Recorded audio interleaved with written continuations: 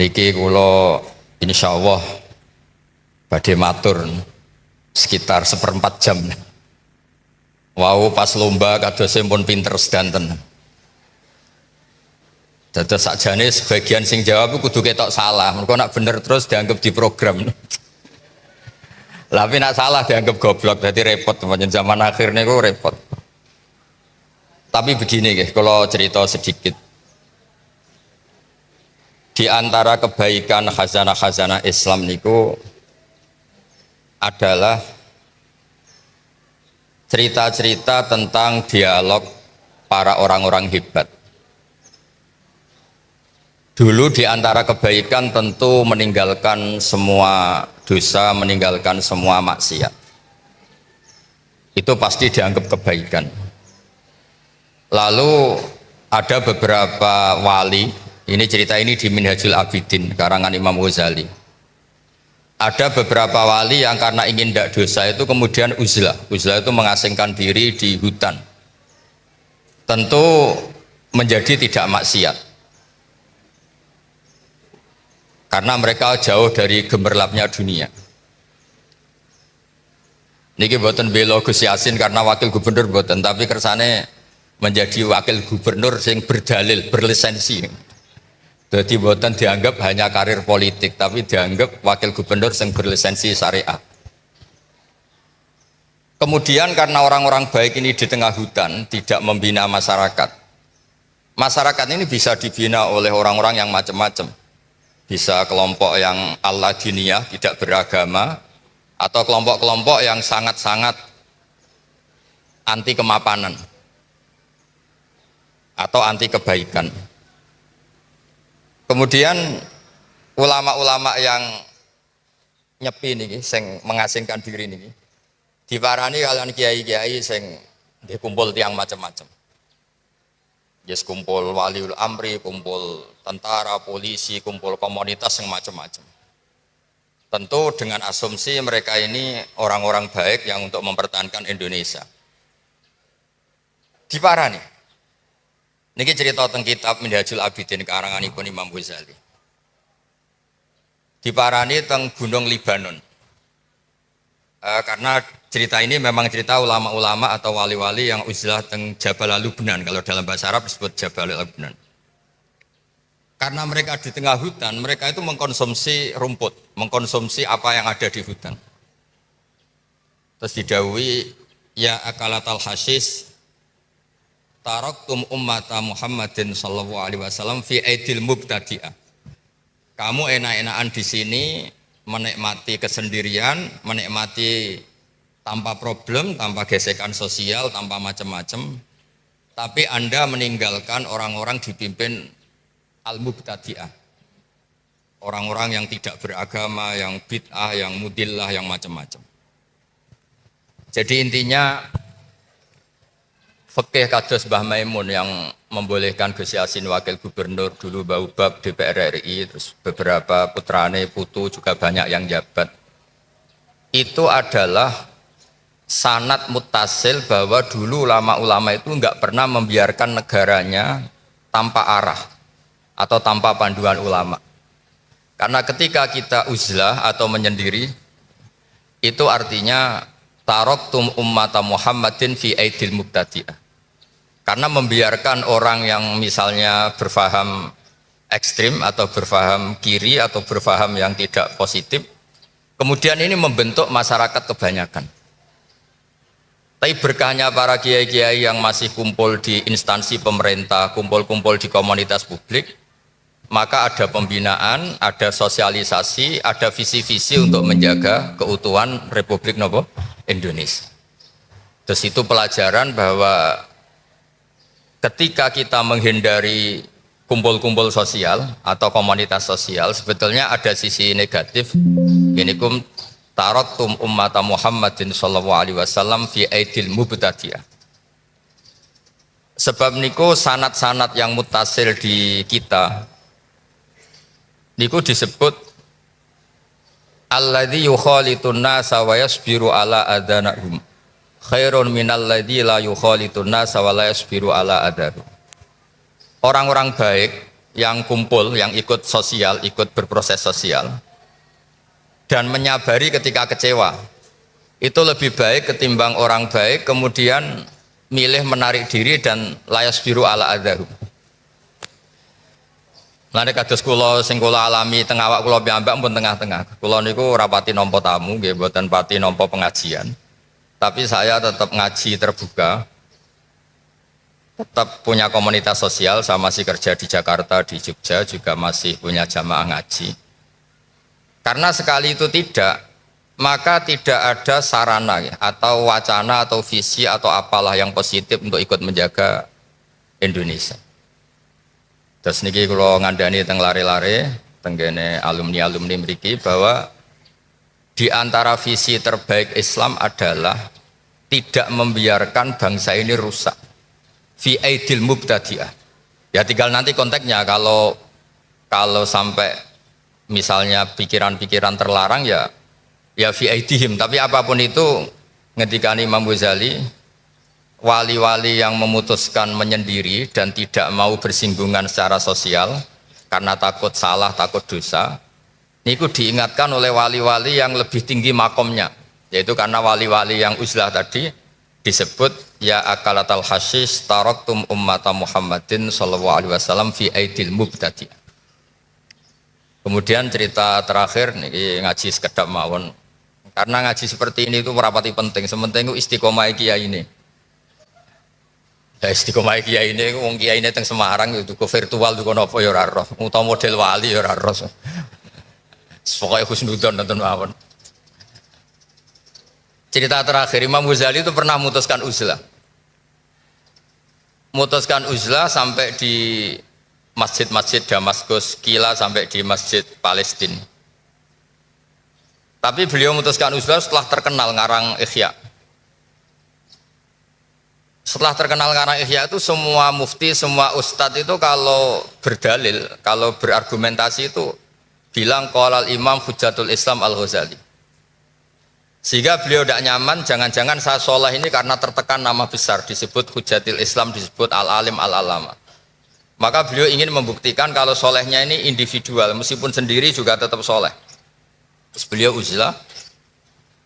Tapi di tengah-tengah uzlah itu beliau mimpi ketemu guru-gurunya, terus digojlok. Ora ana ceritane, wong apik iku urip dhewean, wong apik dhisik-dhisik iku wa udzu fi sabili. Tersakiti dalam jalan saya kata. Kalau kamu sendiri itu Anda tidak ngalami udzu fi sabili. Nggih maksud kula niki mboten bela Gus Yassin. Gus Yassin wakil gubernur ya macam-macam. Wes partainya ya macam-macam. Ya jarani mampu partai ini sebutan Gus Yassin putrane Mbah Mun kiai teng Pondok Anwar 4 ngoten. Tapi apapun orang salah paham itu bagian dari dinamika berislam. Ini disebut wa'udhu napa? Fisabi. Mulane Mbah Maimun itu sering kagum kalian Said Ramdan Al-Buti, kata beliau yang sering dikenang itu. Ini ya gurunya Gus Yassin. Beliau mudaroh ya, atau bahasa gampangnya mujamalah napa mudaroh. Sementing jangan sebut taqiyah. Niku sholla ala kaifiyati syiah. Itu berpuluh-puluh tahun hanya karena ingin ahli sunnah itu tidak dihabisi di Syria. Jadi cara Jawa niku radi basa-basi kalian zaman itu Hafid Asad supaya sementing Syria itu tetap mayoritas ahli sunnah wal jamaah. Itu mirip. Ya tentu dengan kefiah yang berbeda, dengan cara yang berbeda, mirip Bamun. Aku tak riwangi ngene iku ben santri tetap diregani. Jadi dulu entah namanya mudaroh atau mujamalah atau apalah dalam disiplin-disiplin lugat itu semuanya itu demi Indonesia, demi masyarakatnya, masyarakat yang kita asuh. Sehingga suatu saat Mbah Mun itu sering tanya gini sama saya. Mesir yo negara hebat, Syria negara hebat. Tapi kata Mbah Mun itu hebat Indonesia. Karena Indonesia itu kalau salah itu tidak sampai chaos yaktulu ba'duhum ba'du, tidak chaos yang sampai saling menghabisi. Paling ngrasani mek gremeng sithik-sithik. Iku cek dosa cilik jare Mbah Mun. Jadi artinya kita yang potensi macam-macam bisa potensi konflik macam-macam karena beda partai, beda sudut pandang, beda perilaku, beda adat istiadat. Tapi tetap kita berkomitmen jangan sampai kesalahan-kesalahan ini mengarah ke yaktulu ba'duhum ba'd. Akhirnya lahirlah model seperti ini, kompromi-kompromi sosial, nopo kompromi politik, nopo kompromi apa saja, sementing tidak yaktulu ba'duhum ba'd. Terus niki kula mboten niat ngandani para masaya, para bunyai ini wonten sedanten, wonten ning Nawal, ning Laila sedanten, tapi kula memastikan bahwa fikih yang dipilih Mbah Maimun, Gus Yasin jabat dulu, Mbah Uba putra-putrane sebagian juga jabat. Tentu kita juga mengapresiasi yang nekuni alim alama, terus Mbah Najih juga menekuni orang-orang yang spesialis ngaji. Terus Gus Rokib, cuma niki nguji iman Gus Rokib sing kepengin kok Gus Roji apa Gus Roji sing kepengin kok Gus Rokib. Kadang-kadang wis dilem sregep ngoten niku ya rada kepengin jajal-jajal gitu. Ya niku uji nyali niku. Kula niku nak kula kan kakake Umam, dadi kula mboten nate kepengin kaya Umam wong tuwa kula.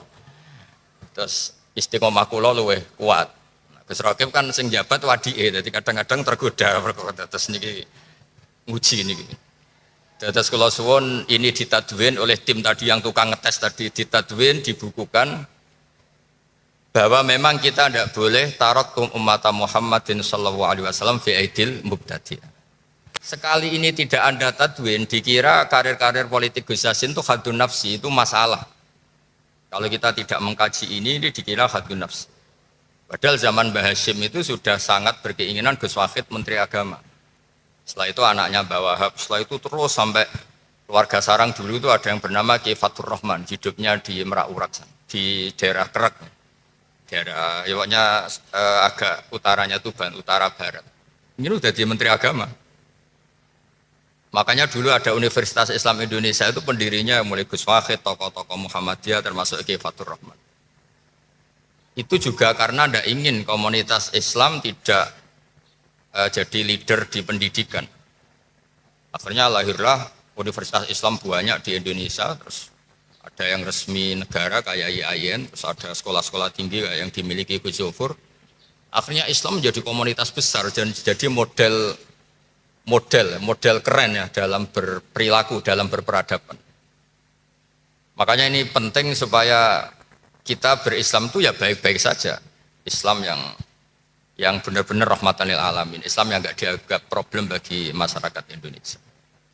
Nggih ngoten mawon harus ditadwin ini oleh tim-tim tadi karena kita jangan ngalami kayak Les bin Sa'ad. Imam Syafi'i itu yang setara dengan beliau itu banyak, termasuk namanya Les bin Sa'ad. Itu gurunya, sebenarnya ya guru-gurunya Imam Syafi'i juga guru istifadah. Imam Syafi'i itu kalau ngetikan al-les afqahu min Malik illa annahu doya'ahu ashabu. Imam Les itu sebetulnya afqahu min Malik, tapi murid-muridnya tidak mentadwin madhab-madhabnya, sehingga kesannya itu Les itu habis dibanding Imam Malik. Karena murid itu sekali tidak mentadwin, seperti saya ini adekan tidak ngomong seperti ini, itu nanti dikira semua orang soleh yang jabat itu wis kepleset, saiki wis seneng dunya. Padahal di Quran jelas ada, faqad ataina ala Ibrahim al-kitab wal hikmata wa atainahum mulkan azima. Jadi al-mulkul azim la yunafis solahiyah. Dulu banyak orang-orang soleh yang jabat. Nabi Sulaiman itu raja, Nabi Dawud itu raja.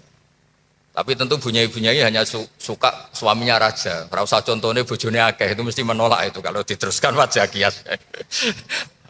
Nah kadang-kadang yang jadi raja inginnya kiasnya itu ya agak sempurna, tapi itu mesti sepian. Tapi apapun itu khazanah seperti itu harus ditadwin supaya orang ngerti bahwa menekuni satu dunia riasa itu tidak harus buruk. Makanya Imam Malik ketika Imam Syafi'i pamit mau pindah ke Irak, mau ngaji sama Muhammad bin Hasan Asy-Syaibani niku didhawuhi sama Malik karena beliau juga trauma pernah diadili penguasa karena tidak punya power, tidak punya kekuasaan. Wattakhid li nafsika jahan li alla tato'akal aradil. Ya wattakhid li nafsika jahan li alla tato'akal aradil. Wong yo kudu duwe pangkat, duwe status sosial, ben gak digo bal-balan wong-wong.